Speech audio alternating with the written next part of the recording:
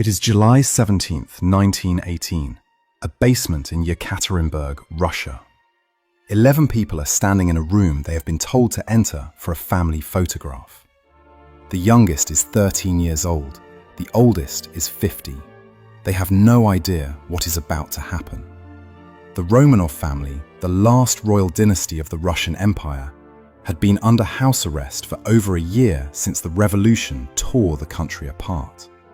That night, a Bolshevik commander named Yakov Yurovsky received orders directly from Lenin. The Romanovs needed to die. All of them, the entire family, that night. What happened in that basement over the next 20 minutes is so far from what any standard history book has ever described, that when the full Soviet archives were finally declassified in the 1990s, the lead forensic investigator assigned to reconstruct the scene said he had to stop working and step outside more than once. We will get to exactly what those files revealed, but first you need to understand something. The death you were taught about in school, the tidy, clean version where a person dies and the story ends, is almost never the real one. The autopsy reports, the court transcripts, the confessions, the letters written by eyewitnesses the night it happened, they tell a completely different story almost every single time. This is about what actually happened to some of the most famous people who ever lived. And the real stories are so much worse than what you think you know. Let's start with number 20, William Wallace, 1305.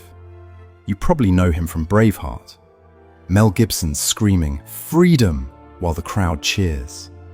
Very dramatic, very Hollywood. The real version had no cheering. Wallace was captured by the English after being betrayed by a Scottish nobleman. King Edward I wanted to make an example out of him, so he ordered a punishment called hanging, drawing, and quartering. Wallace was dragged through the streets of London, tied to a horse. Then he was hanged by the neck, but not long enough to kill him. They cut him down while he was still breathing, sliced open his abdomen, and pulled out his intestines while he watched. After that, his body was cut into 4 pieces and sent to 4 different cities across England and Scotland. The whole thing lasted over an hour, and it was done in front of a crowd of thousands. That was the point. Edward wanted every person in Britain to hear about it. But Wallace was not the only one to suffer something like this. And the next entry on this list involves a method so disturbing that ancient historians could barely describe it. Let's move to number 19, Mithridates, around 401 BC. The ancient Persians had a method of execution called scaphism. If you have never heard of it, there is a reason for that. Most history teachers skip over it entirely. According to the Greek historian Plutarch, a Persian soldier named Mithridates was sentenced to this punishment after he accidentally took credit for killing the king's enemy. 2 boats were hollowed out and placed together to form a shell around the body. Only the head, hands, and feet stuck out. The victim was then force-fed milk and honey until severe diarrhea set in. More honey was smeared over the exposed skin to attract insects. Then the boats were set afloat on a stagnant pond. Plutarch wrote that Mithridates survived for 17 days. The cause of death was a combination of dehydration, exposure, and being slowly eaten alive. When the boats were finally opened, the interior had become something that even Plutarch refused to describe in full detail. And that method was considered legal. Now imagine what they did to people they truly hated. Here comes number 18, Balthazar Gerard, 1584. Gerard assassinated William the Silent, the leader of the Dutch revolt against Spain. He shot him with a pistol at close range. But because William the Silent was so beloved by the Dutch, the court decided a simple execution would not be enough. Over 3 consecutive days, Gerard was subjected to a list of tortures so specific that the court wrote them all down in advance. His right hand was burned off with a red-hot iron. His flesh was torn from his bones with pincers in 6 different places. He was quartered alive, and salt was poured into every wound between each stage. Eyewitness accounts confirm he remained conscious through almost all of it. The court records still exist. They are held in the National Archives of the Netherlands. And this was done by a court of law, not a mob, not a battlefield rage. A government decided this was justice. Next one is number 17. Giles Corey, 1692, Salem, Massachusetts. The witch trials. Everyone knows about the hangings, but Giles Corey got something different. Corey refused to enter a plea in court. Under English common law, that meant the court could not try him, and that meant his property could not be seized from his family. So the magistrates ordered a punishment called peine forte et dure. They laid Corey on the ground and began stacking heavy stones on his chest, one by one, over the course of 2 full days. According to witnesses, every time they asked him to enter a plea, his only response was more weight. He died on September 19th, 1692. His family kept every acre. That level of defiance sounds almost fictional, but the next person on this list faced something even harder to believe, because it happened in broad daylight in front of an entire city. Let's move to number 16. Damiens the Regicide, 1757. Robert François Damien tried to assassinate King Louis XV with a small knife. The wound was barely a scratch.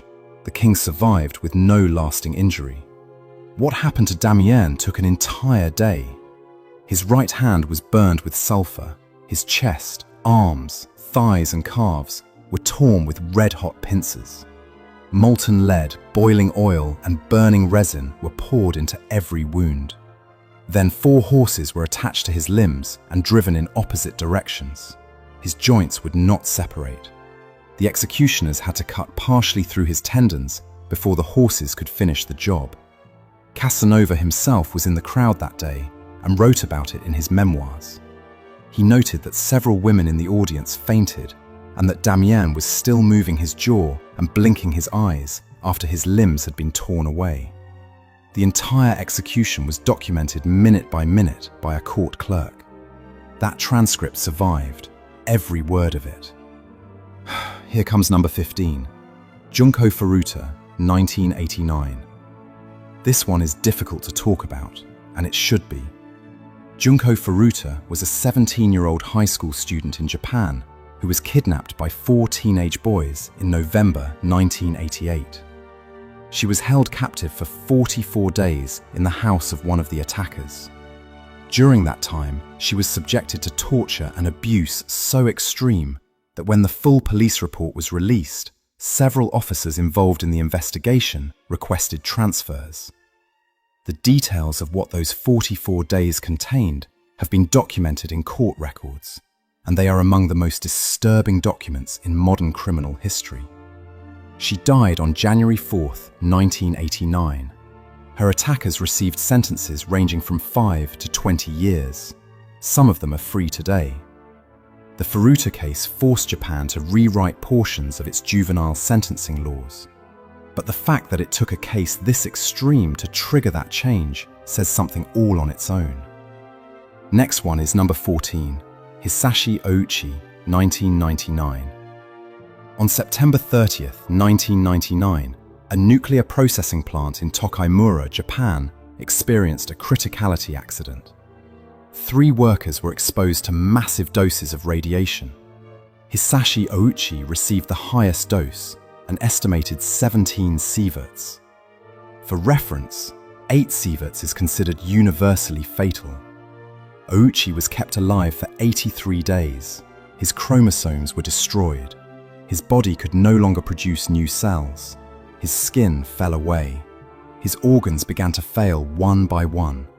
Medical teams continued treatment despite his repeated requests to stop. Photographs taken during his hospitalization were later published, and they became some of the most referenced images in radiation safety training worldwide.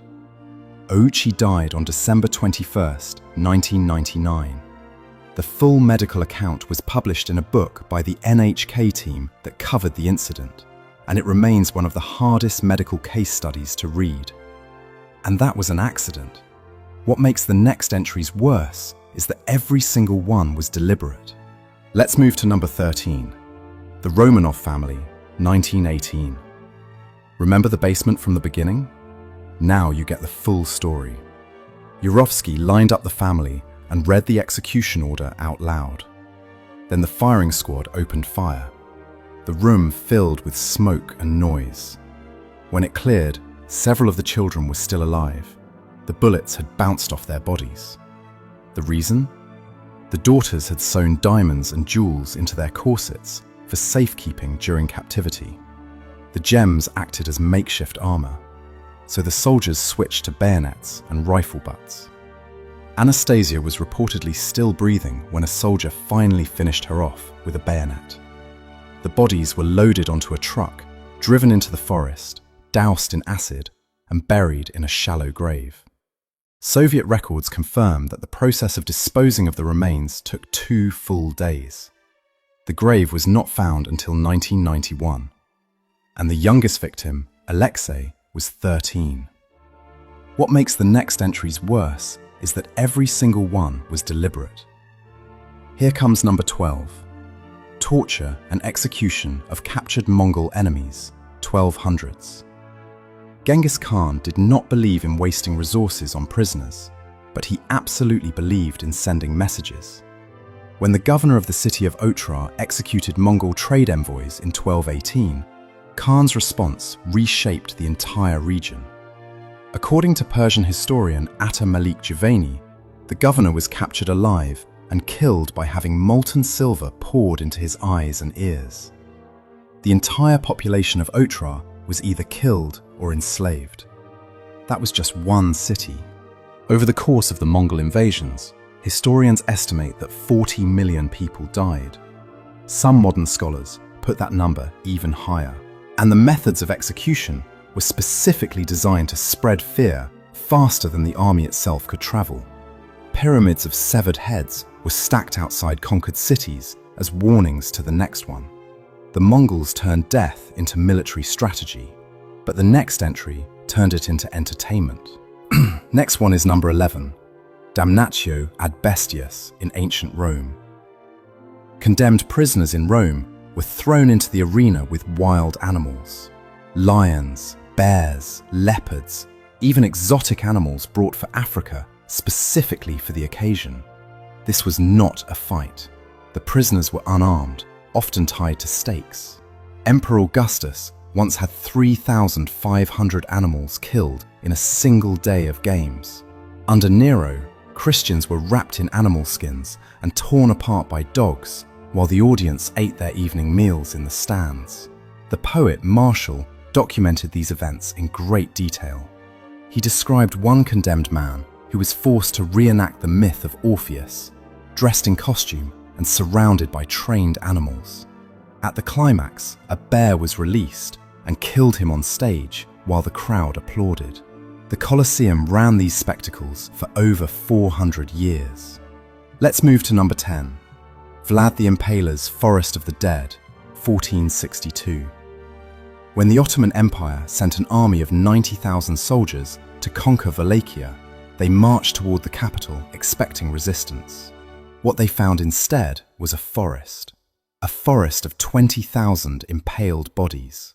Vlad III had captured Ottoman prisoners over the preceding months and impaled them on long wooden stakes along the road leading to his capital.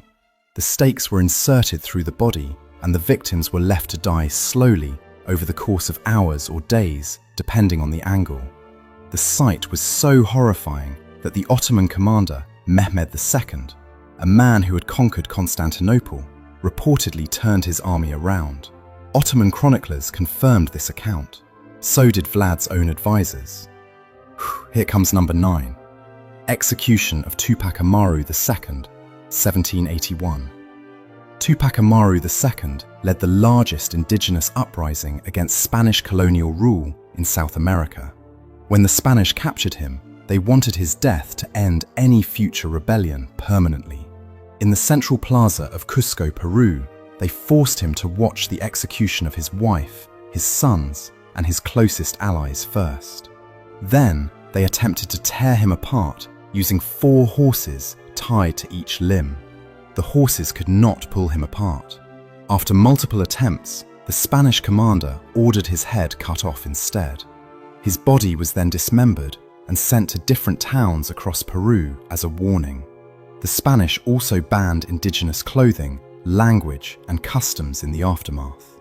His execution did not stop the resistance, it multiplied it. Here comes number 8, Ling Chi, the death by 1,000 cuts.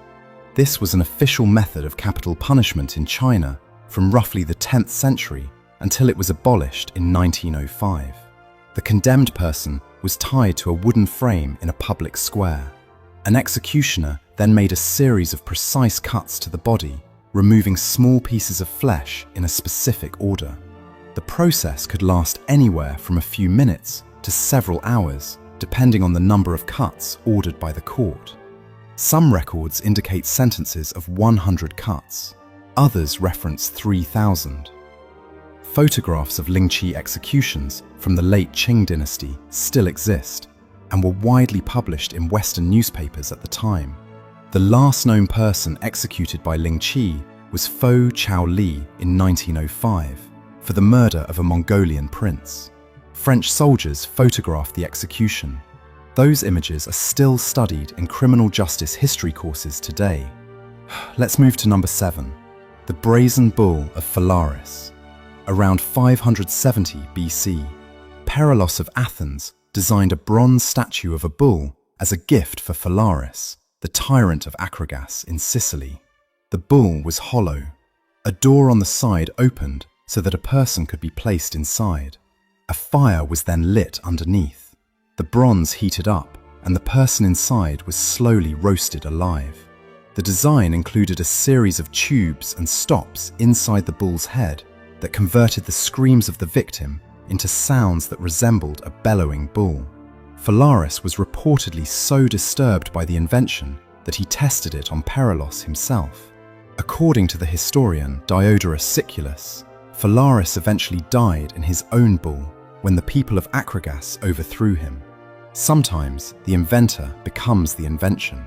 Next one is number 6, immurement, various periods. Immurement means being sealed alive inside a wall, a pillar, or a small enclosed space with no way out. It was practiced across multiple civilizations for centuries. In medieval Europe, anchorites voluntarily chose to be walled into small cells attached to churches. But the punishment version was far different. In Hungary, Elizabeth Bathory was convicted of murdering hundreds of young women and was sentenced to immurement in a set of rooms in her castle. Openings were left only for ventilation and food. She died 4 years later. The Vestal virgins in Rome faced immurement as punishment for breaking their vow of chastity. They were sealed underground with a small amount of food and water and left to die in darkness. The psychological horror of knowing exactly how you are going to die and having hours or days to sit with that knowledge makes immurement one of the most terrifying punishments ever devised. Here comes number 5, sawing in half. Multiple cultures practice this independently, which tells you something about the darkness of human imagination. In Europe, the condemned person was hung upside down so that blood rushed to the head, keeping them conscious as long as possible.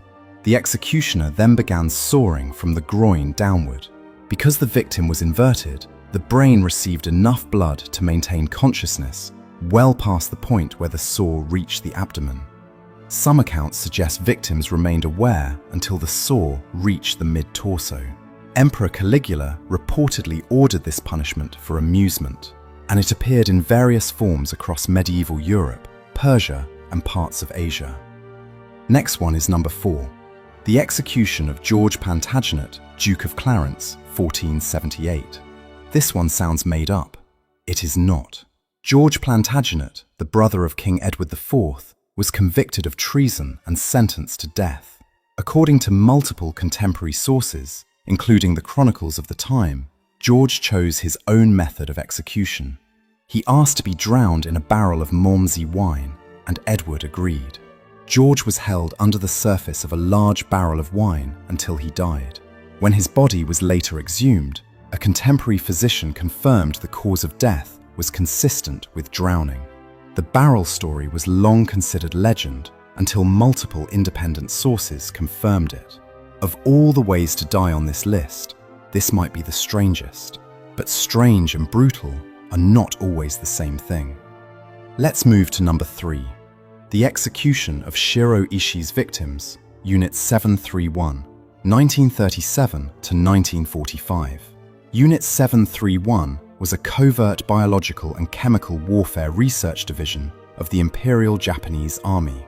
Under the command of General Shiro Ishii, the unit conducted experiments on thousands of living human beings without anesthesia. Victims were infected with plague, cholera, and anthrax.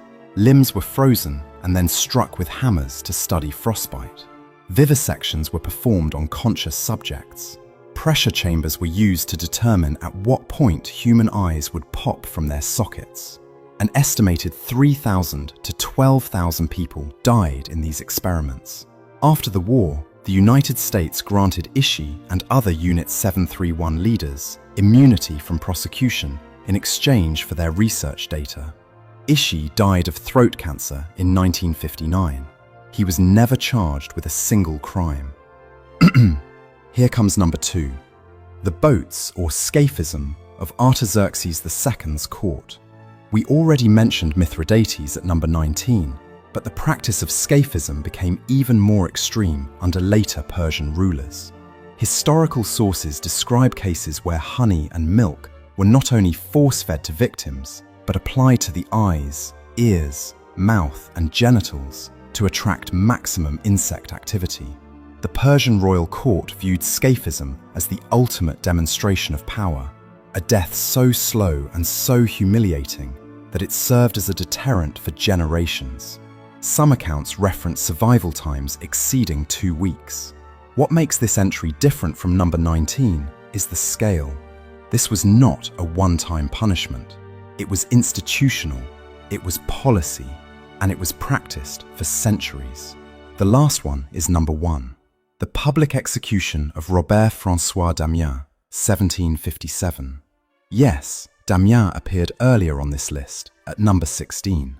But the reason he holds the number 1 spot is not just because of what happened to him, it is because of how meticulously the entire thing was documented and what that documentation reveals about the people who watched. The execution lasted from morning until evening. Thousands of Parisians gathered in the Place de Grève, including aristocrats who rented balcony seats at premium prices. Vendors sold food and drinks. Families brought their children. Damiens screamed for God to have pity on him for the entire duration. The court clerk recorded every stage, every reaction, every sound. When the horses failed to tear him apart, the crowd did not leave. They waited. Some witnesses reported that parts of the crowd cheered when the executioners finally made cuts to help the dismemberment succeed. The philosopher Michel Foucault opened his entire book, Discipline and Punish, with a description of Damiens' execution. He used it to argue that public torture was not about justice. It was about power. And the crowd was not an audience. They were participants. That is what makes Damiens number 1. Not the severity of his death alone, but the fact that an entire city turned his agony into a social event, and that we have the paperwork to prove it. These 20 deaths span thousands of years, from ancient Persia to 20th century Japan. The methods changed, the civilizations changed, the languages and laws and religions all changed. But one thing stayed exactly the same. The human capacity for cruelty did not go anywhere. Every single death on this list was documented by someone who was there. Court clerks, historians, soldiers, physicians. They wrote it down. They filed the record.